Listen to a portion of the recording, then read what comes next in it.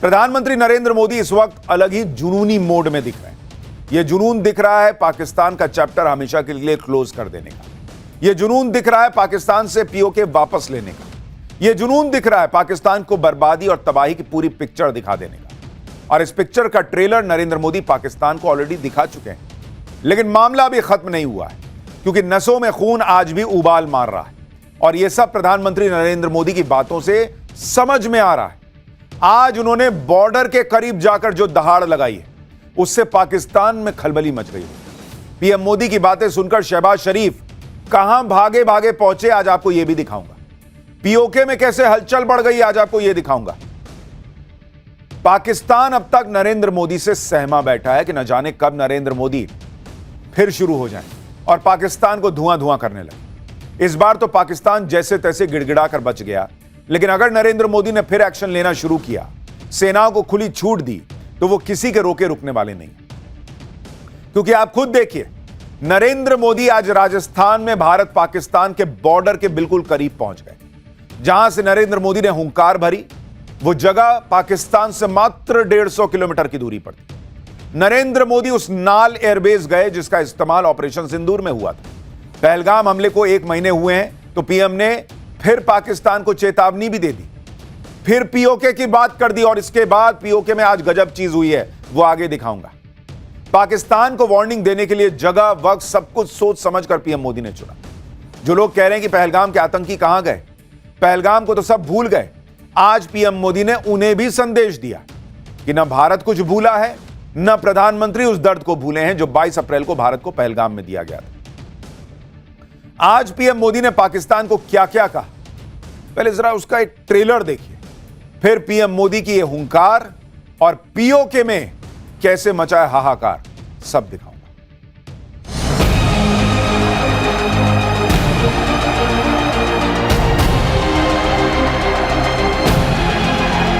भारत माता की, मोदी की नसों में गरम सिंदूर बह रहा है। ये न्याय का नया स्वरूप है, ये ऑपरेशन सिंदूर है। प्रधानमंत्री नरेंद्र मोदी का यह रौद्र रूप दिख रहा है, और यह रौद्र रूप बता रहा है कि अभी बहुत बड़ा तांडव होने वाला है। और यह ऐसा तांडव होगा जिसमें पाकिस्तान को गिड़गिड़ाने का मौका तक नहीं मिलेगा। तांडव होना तो निश्चित है, क्योंकि नरेंद्र मोदी भी जानते हैं कि पाकिस्तान सुधरने वाला नहीं है। इसलिए पाकिस्तान को मिटा देने का नरेंद्र मोदी का मिशन स्टार्ट हो चुका है। नरेंद्र मोदी क्या क्या नई तैयारियां कर रहे हैं, कैसे नई लड़ाई के लिए भारत को तैयार कर रहे हैं, कैसे पीओके वापस लाने का ग्राउंड बना चुके हैं, कैसे पाकिस्तान को सहारा देने वाली हर सप्लाई लाइन काटी जा रही है, यह सब आपको आज डिटेल में बताऊंगा। पहले आज पीएम मोदी के उस बयान को सुनिए जिसकी चर्चा भारत से लेकर पाकिस्तान तक में हो रही है। मोदी यहां सीना तान कर खड़ा है।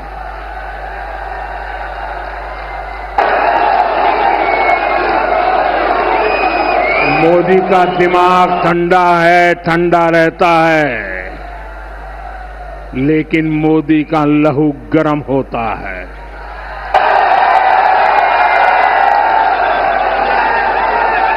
और अब तो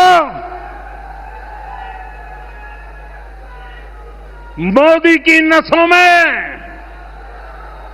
लहू नहीं, गरम सिंदूर बह रहा है।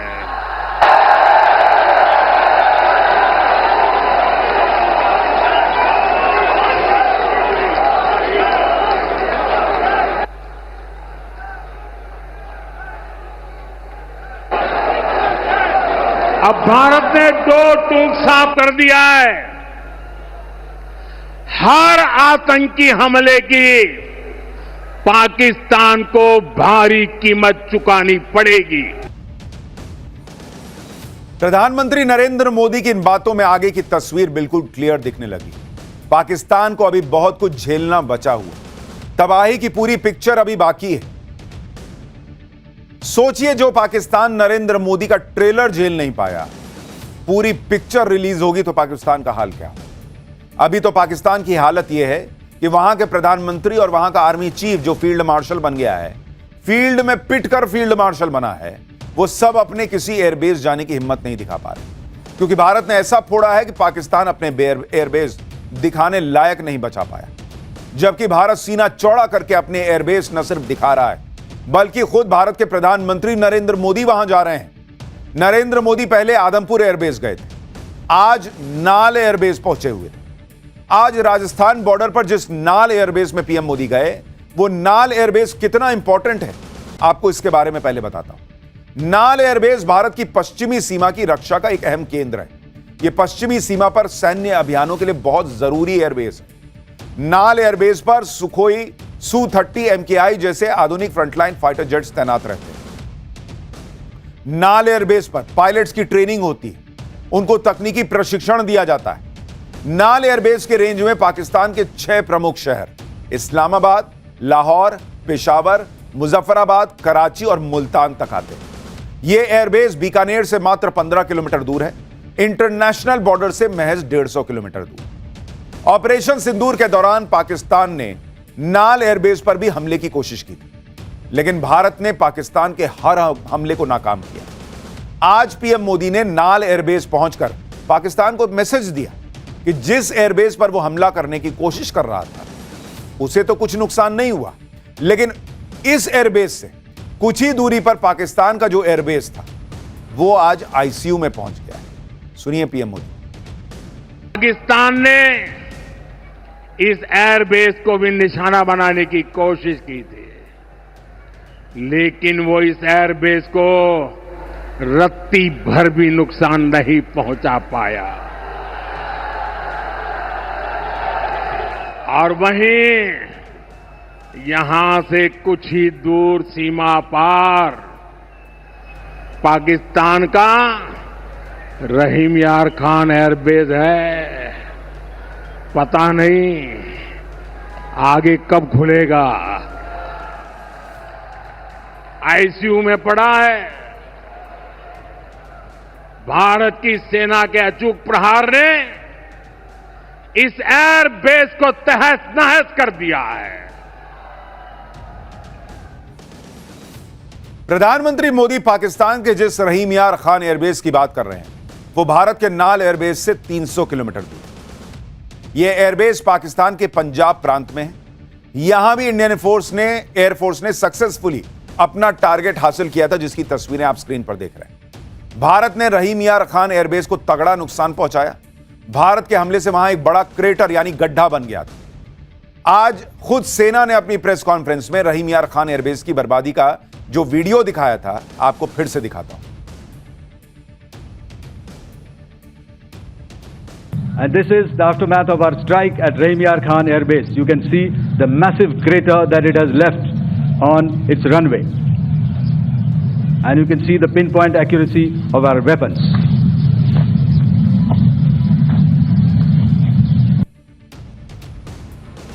भारतीय सेना ने पाकिस्तान के रहीम यार खान एयरबेस को जिस तरह से फोड़ा था, उसकी चर्चा पूरी दुनिया में हो चुकी है।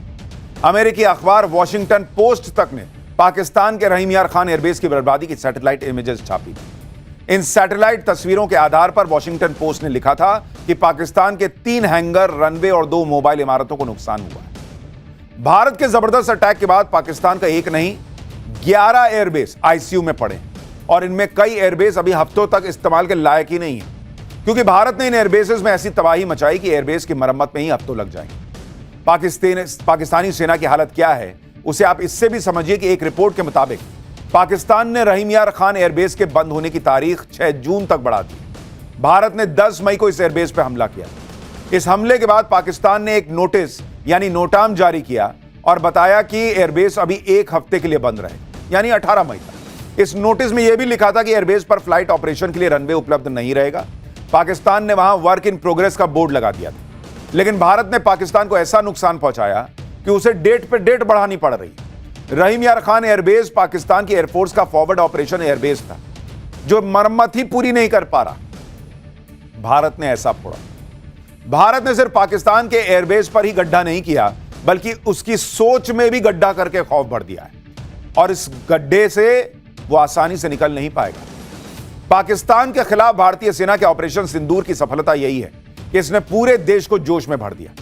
जो लोग इस देश में यह माहौल बना रहे हैं कि ऑपरेशन सिंदूर में जैसे कुछ हुआ ही नहीं, पीएम मोदी कुछ कर नहीं पाए, उन्हें आज बीकानेर में रैली के दौरान लोगों का जोश देखना चाहिए। राजस्थान से पीएम मोदी ने यह बताया कि कैसे ऑपरेशन सिंदूर के दौरान तीनों सेनाओं को खुली छूट दे दी गई और कैसे पाकिस्तान को घुटनों पर लाया गया। सुनिए जरा।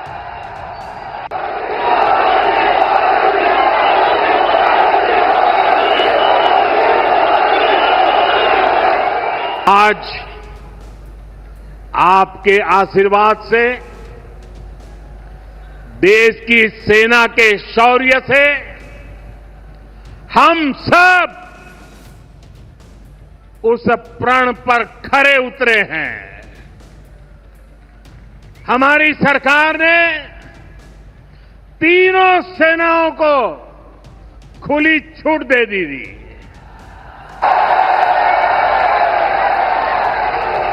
और तीनों सेनाओं ने मिलकर ऐसा चक्रव्यूह रचा कि पाकिस्तान को घुटने टेकने के लिए मजबूर कर दिया। मैं देश के कोने कोने में जो तिरंगा यात्राओं का हुजूम चल रहा है,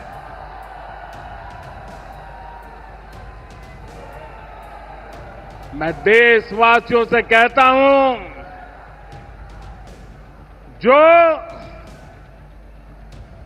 जो सिंदूर मिटाने निकले थे, जो सिंदूर मिटाने निकले थे, उन्हें मिट्टी में मिलाया है।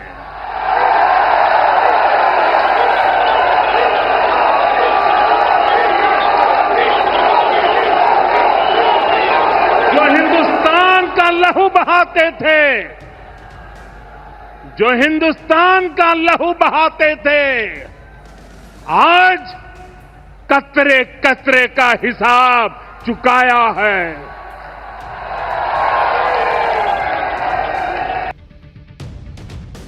प्रधानमंत्री के चेहरे पर गुस्सा दिख रहा था। वो मानो बॉर्डर के पास खड़े होकर पाकिस्तान को चेतावनी दे रहे थे कि अभी और मारेंगे, पीओके लेकर रहेंगे। पीएम मोदी ने आज बीकानेर में शक्ति पूजा भी की। प्रधानमंत्री बीकानेर के प्रसिद्ध करणी माता मंदिर पहुंचे, पूरे विधि विधान से पूजा की। करणी माता को शक्ति और योद्धाओं की देवी माना जाता है। करणी माता बीकानेर राजघराने की कुल देवी हैं। बीकानेर के लोग करणी माता को अपनी रक्षक मानते हैं। पीएम मोदी ने करणी माता के मंदिर में पूजा करके देश की सुरक्षा की कामना भी की। नरेंद्र मोदी की यह शक्ति पूजा पाकिस्तान के लिए बड़ा संदेश है। नरेंद्र मोदी हर दिन पाकिस्तान के अंदर जो डर का लेवल है वो बढ़ाते जा रहे हैं। पाकिस्तान के अंदर सबसे बड़ा खौफ तो नरेंद्र मोदी ने पीओके को लेकर भर दिया है। पाकिस्तान को पता है कि नरेंद्र मोदी जो कहते हैं वो करते हैं। नरेंद्र मोदी अब लगातार पीओके की बात कर रहा है। अब यही सोच सोचकर पाकिस्तान परेशान है कि नरेंद्र मोदी पीओके पर करने क्या वाले हैं, क्योंकि कल शहबाज शरीफ ने कहा था कि भारत ने पानी, ट्रेड, टेररिज्म और कश्मीर पर बात होगी। आज पीएम मोदी ने शहबाज शरीफ को फिर क्लियर कर दिया कि न ट्रेड होगा न टॉक होगी और पानी तो भूल ही जाओ। इसके साथ ही पीएम मोदी ने बता दिया कि ऑपरेशन सिंदूर के बाद अब उनके एजेंडे पर ऑपरेशन पीओके है, जो हमने पाठशाला में आपको बहुत पहले बताया था कि नरेंद्र मोदी ने ऑपरेशन पीओके लॉन्च कर दिया है। वहां से पाकिस्तान को अपना अवैध कब्जा हटाना होगा, यह प्रधानमंत्री मोदी ने आज क्लियर कर दिया। एक बार पीएम को सुनिए, फिर आपको बताता हूं कि इधर पीएम मोदी ने बॉर्डर के पास खड़े होकर पीओके खाली करो कहा और उधर पीओके में क्या हो गया। पाकिस्तान के साथ न ट्रेड होगा न टॉक। अगर बात होगी तो सिर्फ पाकिस्तान के कब्जे वाले कश्मीर की, पीओके की। और अगर पाकिस्तान ने आतंकियों को एक्सपोर्ट करना जारी रखा तो उसको पाई पाई के लिए मोहताज होना होगा। पाकिस्तान को भारत के हक का पानी नहीं मिलेगा। भारतीयों के खून से खेलना पाकिस्तान को महंगा पड़ेगा। ये भारत का संकल्प है और दुनिया की कोई ताकत हमें इस संकल्प से टिका नहीं सकती है। यानी प्रधानमंत्री नरेंद्र मोदी ने क्लियर कर दिया कि पाकिस्तान को पीओके खाली करना होगा, आतंकवाद का रास्ता छोड़ना होगा, और उन्होंने यह भी क्लियर कर दिया कि तुम दौड़े दौड़े अब किसी के पास मत जाना कि मोदी को समझाइए, भारत को रोकिए, इससे कोई फायदा नहीं होना है। ना अभी हुआ था ना तब होगा, भारत छोड़ेगा नहीं। इधर पीएम मोदी ने पीओके की बात की, उधर पाकिस्तान में पीओके को लेकर हड़कंप मच गया है। बड़ी खबर पीओके से आ रही है। पीएम मोदी के मिशन पीओके से शहबाज शरीफ खौफ में आ गए। मोदी के डर से शहबाज शरीफ भागा भागा पीओके पहुंचा है। भाई, कंगाल पाकिस्तान का पीओके को आर्थिक पैकेज देने का दिखावा। शहबाज शरीफ ने पीओके पहुंचकर करोड़ों रुपए की राहत योजना का ऐलान किया है। यानी जो पाकिस्तान खुद दुनिया से भीख मांग रहा है, जो शहबाज शरीफ कभी पीओके नहीं गया, वो शहबाज शरीफ इधर नरेंद्र मोदी ने बॉर्डर के पास खड़े होकर पीओके बोला और वो दौड़ा दौड़ा पीओके पहुंचा है पाकिस्तान का प्रधानमंत्री, और वो पीओके को कह रहा है कि हम आपको राहत पैकेज देंगे। हालांकि ये सवाल उठ रहा है कि कंगाल पाकिस्तान आर्थिक पैकेज देगा कहां से। सूत्रों का दावा तो यह भी कि जो थोड़ा बहुत पैसा पाकिस्तान देगा भी वो पीओके में तबाह हुए आतंकी कैंप को दोबारा खड़ा करने के लिए देगा। लेकिन शहबाज शरीफ का दौड़े दौड़े पीओके जाना यह अपने आप में मैसेज है कि उनको भी समझ में आ गया है कि नरेंद्र मोदी बार बार पीओके खाली करने को कह रहे हैं। यानी आने वाले समय में मिशन पीओके फुल्ली एक्टिवेटेड दिखेगा। पीओके को लेकर पाकिस्तान इसलिए भी डरा है क्योंकि पीओके के लिए नरेंद्र मोदी नेक्स्ट लेवल की प्लानिंग कर रहे हैं। S-400 और ब्रह्मोस का जलवा तो पाकिस्तान देख चुका, अब इससे भी भयंकर हथियार अगली लड़ाई के लिए रेडी हो रहे हैं। भारत का ऑपरेशन सिंदूर अब ऐसा बारूद बन चुका है जो पाकिस्तान को बर्बाद करके छोड़ेगा। सुनिए आज पीएम मोदी ने पाकिस्तान को क्या कहा, फिर भारत के वो नए हथियार दिखाता हूं जो ब्रह्मोस से भी एक लेवल ऊपर के होंगे और पाकिस्तान की टेंशन बढ़ा देंगे। 22 तारीख के हमले के जवाब में हमने 22 मिनट में आतंकियों के 9 सबसे बड़े ठिकाने तबाह कर दिए। दुनिया ने और देश के दुश्मनों ने भी देख लिया कि जब सिंदूर बारूद बन जाता है तो नतीजा क्या होता है।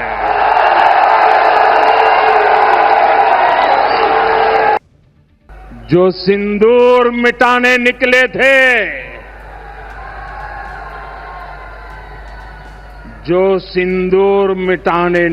थे, उन्हें मिट्टी में मिलाया है।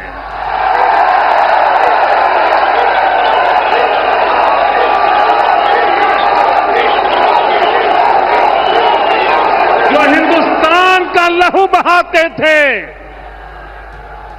हिंदुस्तान का लहू बहाते थे, आज कतरे कतरे का हिसाब चुकाया है।